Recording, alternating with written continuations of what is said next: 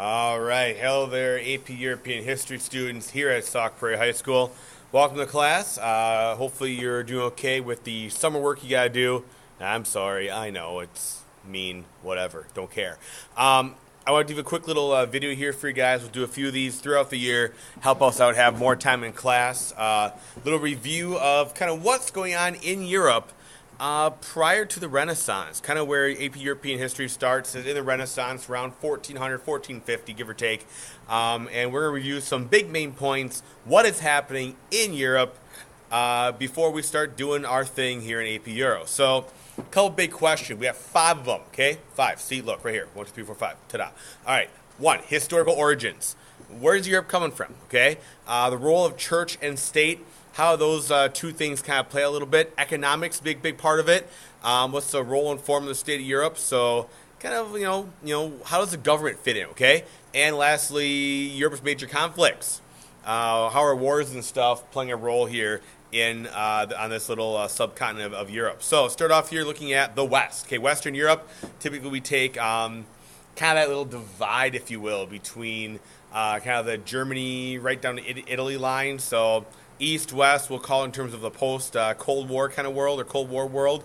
We'll get the map later on. Okay, so anyway, some big countries in the Western, Spain. Spain is going through something called the Reconquista. Essentially, the Catholic Spanish government is busy working to kick out all the Moors who are Muslim that are living in southern Spain. They're working very hard to remove them from the location. Yeah, so kind of crazy, right? So they're trying to get moved from that. They'll eventually succeed around 1492 or so. We'll talk about why that's a big deal at Grenada. But they're removing all the Moors, saying back to Africa, okay? North Africa. You have France. France this time is being ruled by English dudes, by English dukes, okay, or the quote-unquote Burgundian kings. So you have some of the Burgundians, the area of Burgundy, if you will, okay, in northern France. You also have English dukes that rule chunks of France. But the old French kings are slowly gaining power back and gaining more and more land through a series of wars. England has an issue. Monarchy, nobility. They're fighting. They don't like each other, all right? So, Magna Carta was signed in 1215. Basically, nobles at sword point, if you will, made King John sign this document saying that he can't do anything and Parliament has all his power and whatnot. Didn't really mean much, but it's going to come into play later on. Kind of that power between a king and a parliament, if you will, okay? You have Germany, or the German states. There is no Germany at this point until 1871. Outside Rome is fragments of these old kingdoms and stuff, okay? 300 plus little states are out there, okay? Little countries, okay? Ruled by a prince or whatever, okay? You have these series of electors that are out there kind of running everything. So it's very fragmented. You have German people, if you will, German language, but you don't have a country of Germany yet, okay? It doesn't exist. You have Italy. They live on communes, like serfdoms, if you will, okay? But Italy is really, like, split. The south is basically ruled by the Pope, by the Papal States. The Pope kind of rules that area. The north is ruled by German-type people who took over the old Roman Empire. It's a crap show, okay? A lot of strife, a lot of poverty, a lot of problems, mostly being ruled by emperor, despot, bad, not too nice dictator-type people, okay? The east. Lithuania, Poland. Pretty powerful kingdoms, actually. They have assemblies. They're called diets, okay? They're actually more important than the kings, kind of the nobles, that kind of stuff that are there. But very powerful kings out east, they're going to go downhill real soon. Okay, we're going to see Poland ends up being kind of brought together, broken apart all the way throughout European history. Nothing against Poland. Poland's cool, love Poland. But it's such a real powerful time, very powerful kingdom. You have Russia, the Muscovites, okay, the Muscovy kings. They're fighting over Moscow, okay, Moscow, right? They're fighting over the Mongols, okay, fighting them off for about 200 years or so. You're trying to fight the Mongols off who are invading up from the south. They get a lot of land, nobles get a lot of power. They do have a Christian Orthodox religion, split off, very different than Catholic, the Eastern or Russian Orthodox Church. So you're going to see a religious difference in terms of kind of what's happening in Russia.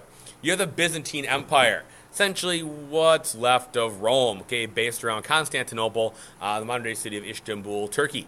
You have the Muslim Ottomans coming up from, the main area of Turkey. They're taking over part of the Balkans, part of the Greece. Eventually, by 1453, Constantinople falls to the Ottoman Empire. This city had huge walls. They're firing cannons, firing stone cannonballs, crazy stuff, right? 1453, that falls, and you're going to see this big Muslim presence in southeastern Europe. So the Balkan area, which is going to be like former Yugoslavia, into Greece, all kind of area. You're going to see this Muslim presence from the Mongols throughout most southeastern Europe the entire time we're studying this class, up until about 1918 when, World War I ends and blah, blah, blah, blah. All right, feudalism. If you remember some world history, really quick breakdown. It's all tied to agriculture. King owns land. King gives land to lord. Lord gives land to vassal. Vassal has peasants farm land. Peasants pay taxes to vassal. Vassals pay taxes to lord. Lords pay taxes to king. You think, pretty simple, right? Didn't work out so hot. The central rulers got so much more strength. It was really all based on money, not really based on agriculture. It's all based upon, moolah, all the Benjamins. And the Black Death rolls out and basically screws the whole thing up as the rulers died, nobody's left to work the land. So feudalism starts breaking down at this time. Agriculture-wise, all right, serfdom and peasants, out in the countryside, they're farmers, man. Lots of farmers, small farmers, trying to, make ends meet pretty much. You have urban growth and a feudalism. People move to town.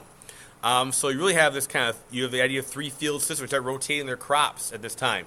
They'll say, okay, we have three fields. We're going to plant one year, one crop, one different crop, leave one fallow or the clover, and they start rotating their crops so that they kind of learning better farm techniques to rejuvenate land. Otherwise, they just plant the same crop every single year, wear the soil out, no bueno. In the urban areas, you have skilled trade workers working in small shops, that kind of stuff. You have the guilds. The guilds are like your predecessors of unions that were involved in one trade. They would regulate how well the trade is done, who works in that trade. They basically have the industry standard for how things are supposed to be. You have trade, you have manufacturing, you have a money economy based off typically precious metal. You have banking and credit for people to loan money out. All those kind of things are happening yet. So, it's all this medieval time, dark ages, all kind of stuff. Kind of a misnomer, if you will. There's a lot of crazy stuff going on economically here. You have one big conflict in this era of the late medieval prior to the Renaissance. You have one big war. Of course, it is called the 100 Years' War. That, for some odd reason, takes 114 years to do. I guess 114 Years' War doesn't sound as cool. You have Edward III, who claims to be King of France, right? And he claims the throne of France. And you have this big fight between English, okay, and you have French fighting over, this area right here, if you will. And so there's three big campaigns. English basically win all of them due to their technology and their tactics. They use longbows. Longbows, there's basically block the sun out with arrows, right? And these arrows can actually pierce knights' armor, that kind of stuff. Tactics better, okay? France loses.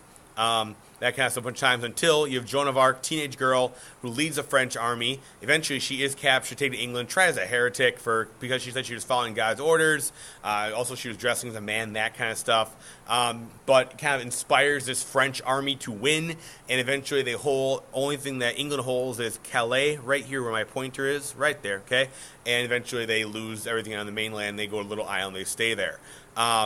So obviously, that's one big conflict. But now we have a France, and France has a king again. Big deal, all right? National feeling, we're France, we're proud, all that kind of stuff. The professional military. You start having taxes in France on the Estates General. The Estates General is kind of like the ranking of people in France. This becomes a really big deal around the French Revolution. But you had the peasants, you had the clergy, you had the nobles.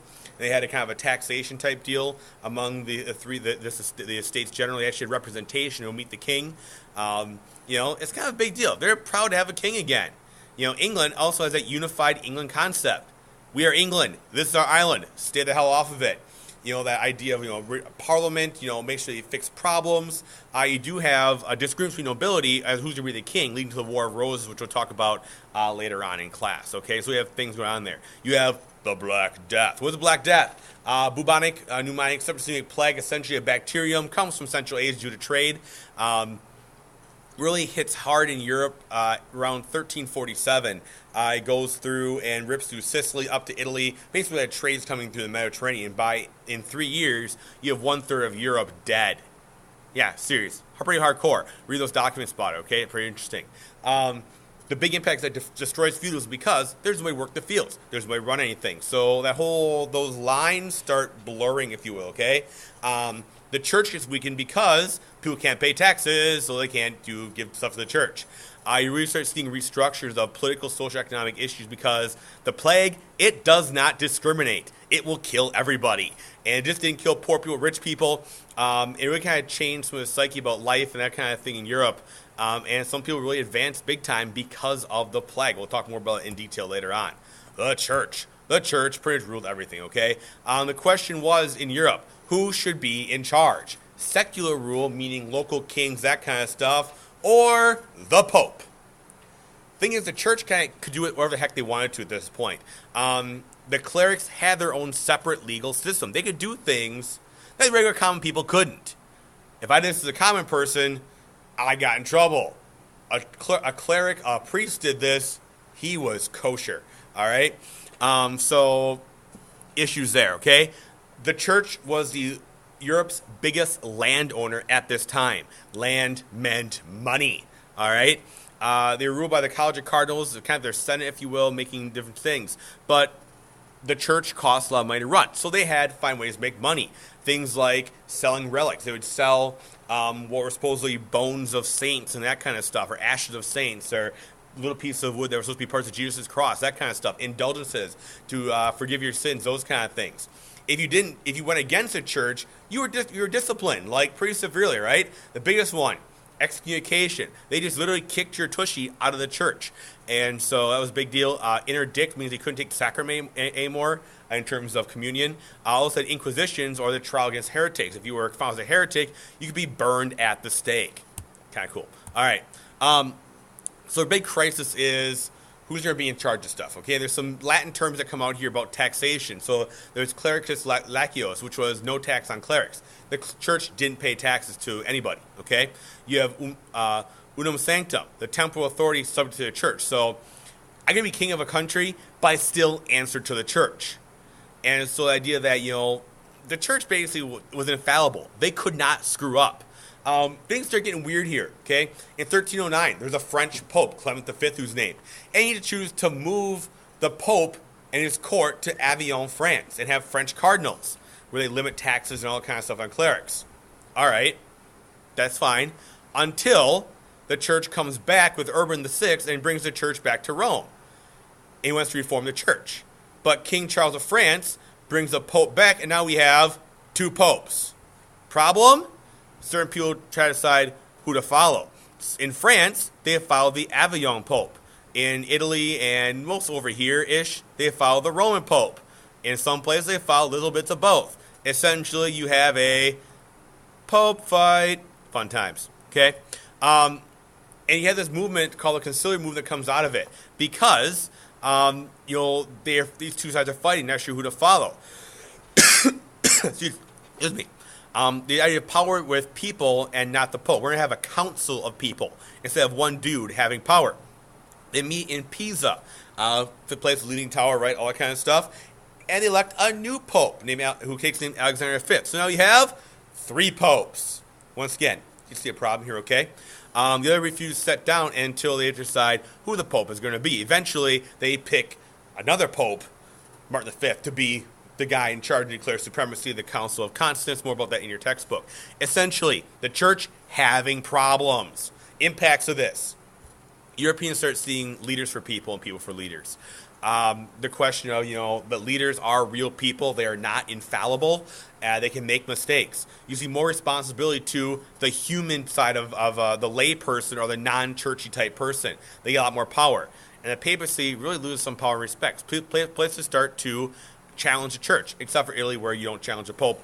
Never challenge the Pope in Italy, okay? You also see people start to question the church. So like Marsilius of Padua, an Italian dude, even before this, in the early 1300s, he said, maybe earthly power should be for earthly problems.